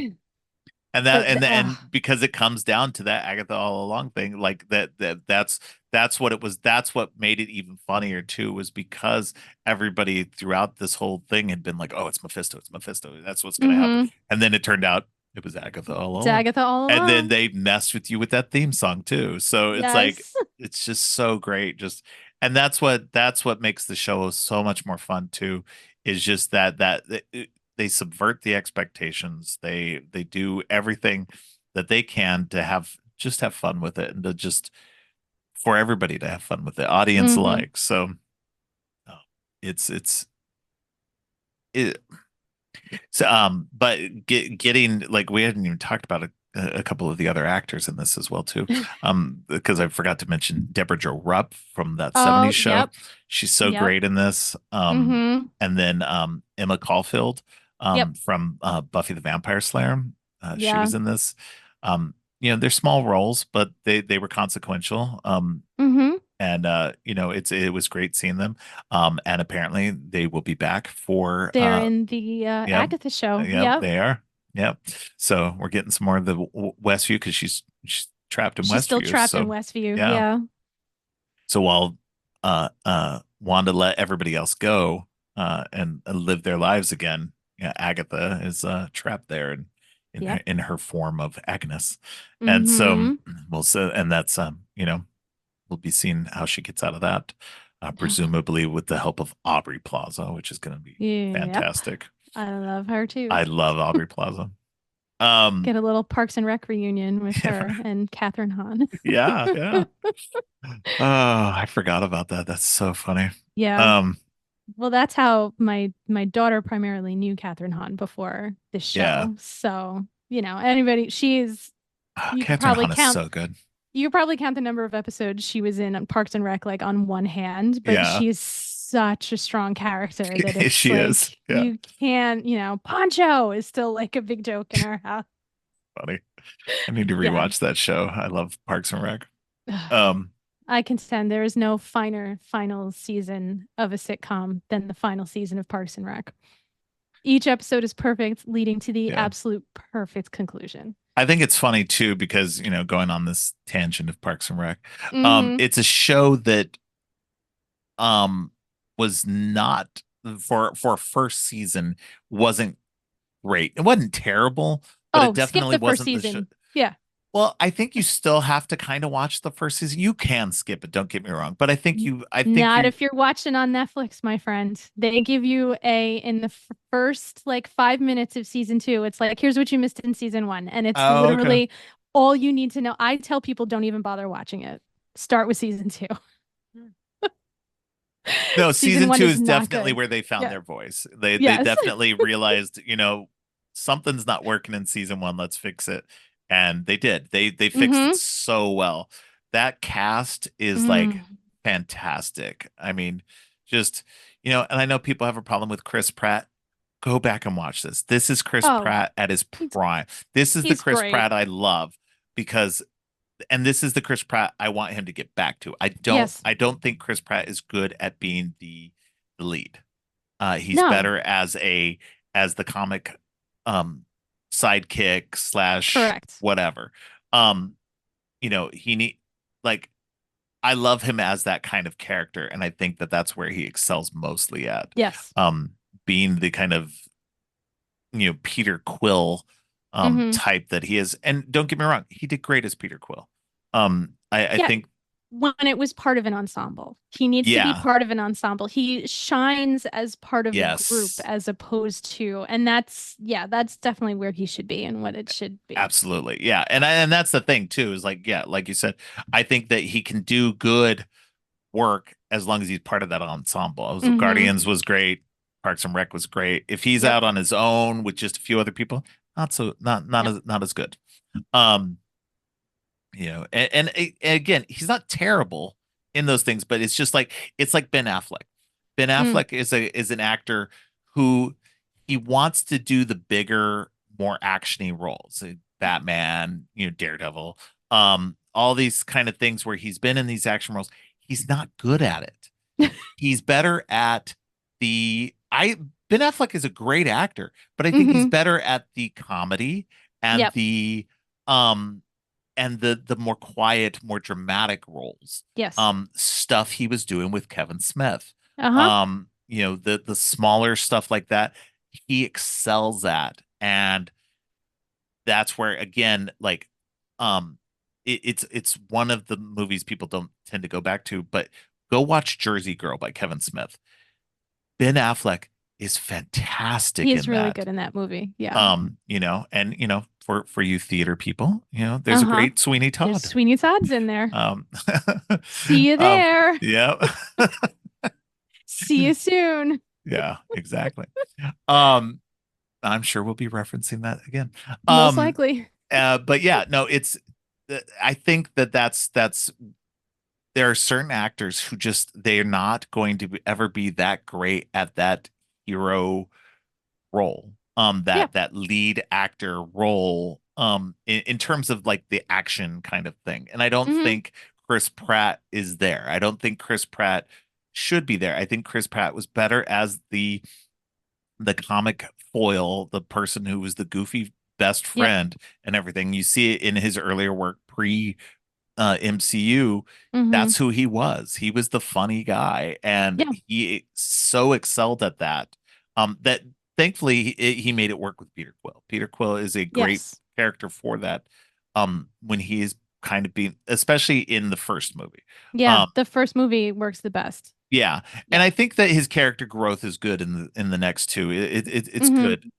But I think it's best in number one, and I am interested to see where he goes because he is still part of the MCU. Yeah. Star-Lord will be back. He'll return. So and likely be part of the Avengers. Um, from because they're starting to kind of bring everybody Bring to everyone back Earth. to Earth. Yeah, Yeah. yeah. So Hmm. we'll see something going on with that, but who knows? It'll be interesting to see. But um, but yeah, him on Parks and Rec. I was Yeah. like, how did we get to that? Yeah, my But Parks and Parks Rec, and because Rec, Aubrey yeah, Plaza is Aubrey coming to Plaza, the, Catherine yep. Hahn, yeah. But yeah, everybody is so good on Parks. Yeah. But so it'd be great to see Catherine Hahn and Aubrey Plaza together again, Yep. doing their thing. Like I said, I love Aubrey Plaza when she's playing, herself. Yeah, Um, pretty much. yeah, But that we love again, it. she's an actress, and like I get that like there's certain actors that like I get frustrated because they do play themselves. And it's like Tom Cruise. Yep. Tom Cruise plays himself in every movie, but that's boring. He's boring as himself. So um so when you see him do something better, like I like him in the Mission Impossible movies because I think he's kind of pushing himself Hmm. out of that comfort zone, and he did stellar work in Top Gun Maverick. I will not Yes. take anything about that. You see Yeah, that him, movie's great. yeah, you see him take on a role that is so much more emotional and full of depth than he normally does. Yeah. So, and he actually does well at it. And so, um, but there are people who I will go see them even if they are the same damn person every time. They are basically themselves playing their characters. The Rock, Ryan Reynolds, Aubrey Plaza. If they play themselves, I'm there for it. I don't care. They're It's great in true. It those. is true. So Oh, I'm absolutely there for every one of them playing themselves and doing the exact same thing every time because what they do is great. And so yep. it'll be really good to see her um doing this. But I'm excited to see Catherine Hahn back as Agatha and Yes. to see where that character goes Yep. because definitely need more of her, especially in her lead role because Catherine Hahn definitely does not get the recognition she deserves for the great work she's been doing Yep. in everything. So Yeah, I'm excited for that. It's gonna be yeah. awesome. Um, anything else since we've gotten off Yes. track? Yes. Well, that's what we do. Yeah. I love that they say that the show is based around the five stages of grief, but that you can actually see it running through the plot line of the show, Mm, that it is denial, anger, bargaining, depression, and acceptance. yeah. Yeah. You can see that going. No discussion of WandaVision should be complete without highlighting the greatest line of dialogue that exists in the MCU, which is what is grief, if not love, persevering, Yeah. which took my breath away the first time I heard that line. That scene between the two of them. There's the dialogue throughout that scene between Paul Bettany Yeah. and Elizabeth Olsen is unbelievable. It's performed beautifully, but Yeah. when she invites him to sit down with her at the TV and she's watching Malcolm in the Middle and the house falls down on the dad and he's like, "Oh, the grievous injury he just, Yeah. is he gonna die?" And she says, "It's not that kind of show." Yeah. And that's all she's wanted is to have, not that kind of show. Yeah. It just I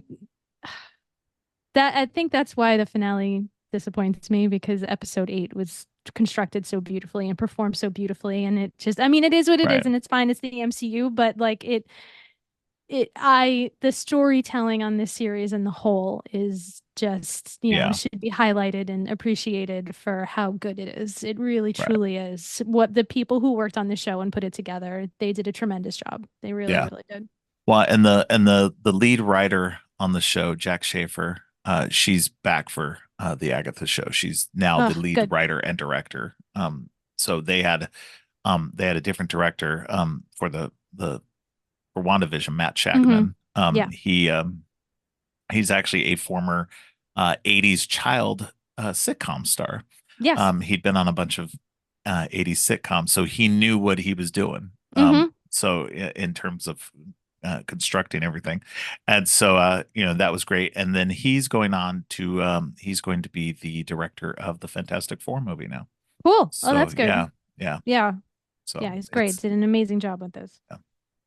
Totally, So totally, totally. yeah, And then the last thing I wanted to bring up yeah. is that I have solid concrete proof that this series was able to bring new viewers into the MCU. Oh And that yeah. new viewer was my mom. My mom Oh hadn't seen any of the MCU movies. And then she got intrigued by WandaVision because of the sitcom aesthetic, right. started watching it, and was texting me saying, "I love this show.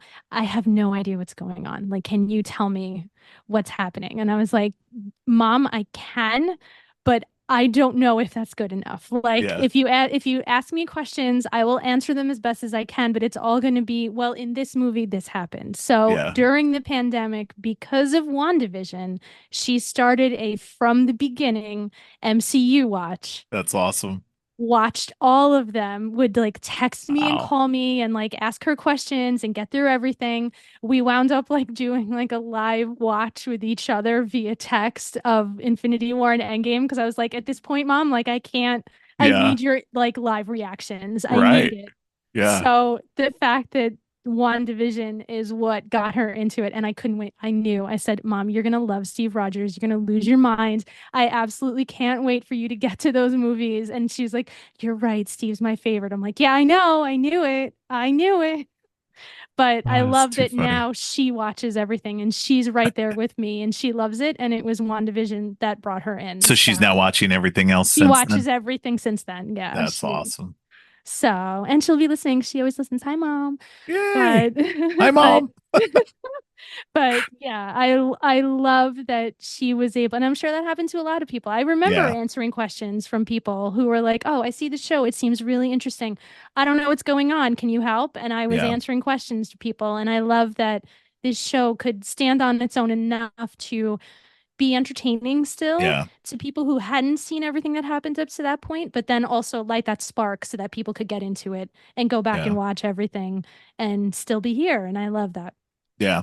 No, and I think that's what's interesting about it too. We've got a lot of people who, by the end of Endgame, there were a lot of people who were wore out. And Mm-hmm. you've heard about that from so many other people who Yeah. were just like, I can't do anymore. I'm done. I'm Yeah. like, I'm so wore out. And I get it. Don't get me wrong. I understand. But I, whereas I've also said that, we mentioned before that everybody doesn't have to watch everything. You Yeah. just watch the things you want to watch. There are also a lot of new fans who have come in, and there will always be new fans who Yep. come into these movies and they will want all that backstory. They will want all Mm-hmm. that. And that's what's great is that they can watch something like WandaVision or even watch something now, um, watching Echo, Yep. and then go, oh, well, what's her stuff? And then go back and Mm-hmm. watch Hawkeye, and then go back and watch the original Daredevil series, and then go, okay, well, what else is there? And then start branching out and getting, Yep. and start watching all these other shows and movies and stuff. And I love that it's all there now. Yeah. It's like for us that have been there from the beginning, we've watched the growth and have been there every step of the way. And, it's like, it's going back to what I was saying about not watching everything. Um, I was in love with Agents of Shield in the beginning. Mm-hmm. But I faltered. I fell off of it and didn't finish it. Yeah. And, because that got overwhelming to me, Yeah. and so, I get it. You know, things happen and Yeah. you come and go off those things. I haven't watched every single show. I've watched, I think, the first season of Runaways, and that's all I watched of that show. I liked it. I just didn't ever catch back up with it. Right. I haven't watched all the Netflix shows, even though I loved all of like I watched everything up to the Defenders. Yes. And then after the Defenders, I haven't watched anything else. Yeah. And so I've been trying to go back and watch that, along with everything else I'm trying to watch. Mm-hmm. So I've tried to go back and rewatch that stuff because I did like those shows. And so it's one of those things where I get it. Everybody who's faltered, everybody who like I'm 100% agree with you. Watch what you want to watch. Yeah. And for those of you coming into it now, watch what you want to watch. Yeah. Don't watch everything. Watch the things here and there that you want to watch and Yep. enjoy. And because it's the same thing with me as a comic book fan. I haven't read every single damn Marvel comic book. No, how I've could you? watched yeah, I've Mm-hmm. read what I wanted to read. There are Mm-hmm. things that like I'm not a Doctor Strange fan when it comes to the comic books. I've read some of his stories and stuff like that, but overall, I don't really read his stuff that much. The same with the Punisher. Do I like them on TV and the movies? Yeah, I'll Yeah, watch sure. them. I'll give them a try. Um, I like Doctor Strange much more on in the movies than I do in the comic books. Although I've enjoyed some of the comic books as well. But again, it's I'll watch things here and there. I'll read things here and there. And so I think that, for everybody, and that's so cool that your mom did that. I love that Yeah. that she's now a big fan and She's uh in. yeah. So and I love that this is the show that did it. Something that's cool like this can bring people in, and that's what's going to happen. People are going to be brought in by any of these shows. Yeah. They're going to be brought in by so and that's the thing. Somebody's going to be brought in by Secret Invasion. It's going to be weird. Yeah. I wouldn't understand why that show of all things, but somebody's going to go, you know what? I really like Sam Jackson. I'm going to watch this show. I don't Right. understand what's going on. And neither did most of us. But but Yep. it's but even the littlest things are going to bring people in, and that's all Hmm. that matters is that as long as you're enjoying it and having fun with it, have fun with it. don't Yeah. don't don't make it more than it is. As much as the MCU is great and fun, and I will be there for every stupid single thing with it, that doesn't mean you have to be. And, There's not a test at the end. yeah, It's exactly. okay. Enjoy what you want to enjoy and have fun with it. And I will keep championing that. And I will support you, even if you don't like certain things. There's certain things I don't care about in the MCU. I'm not a big Thor the Dark World fan. Everybody knows that. Um, There it's aren't many. no, but there are some. Kat Yeah. Valor, who was on the episode with me, she Hmm. loves Thor: The Dark World, and that's awesome. I love that, and that's what's and that's the same thing I'll go into in the horror movie side of things too. Hmm. There are horror movies that I don't care about that I and some of the big ones. Everybody knows I don't care about Exorcist or The Shining or anything else like that. That some of the biggest, most popular things, but I'm glad other people do. I'm Yeah, but glad some that people do. people enjoy that stuff and that there's stuff that I enjoy that other people don't enjoy. Hmm. I have people, I love the Scream movies. I know there's people who don't like the Scream movies and they think they're trash. Yeah. And that's more power to you. If that's what you think, that's awesome. Um, just like they say, don't yuck somebody's yum. Yep. That's ultimately where it comes down to is that we can all coexist, we can all like the things we all like, and Hmm. that's my rant for today. There you go. That's my Dawn of the Dead style rant. Yay. So, but yeah, it,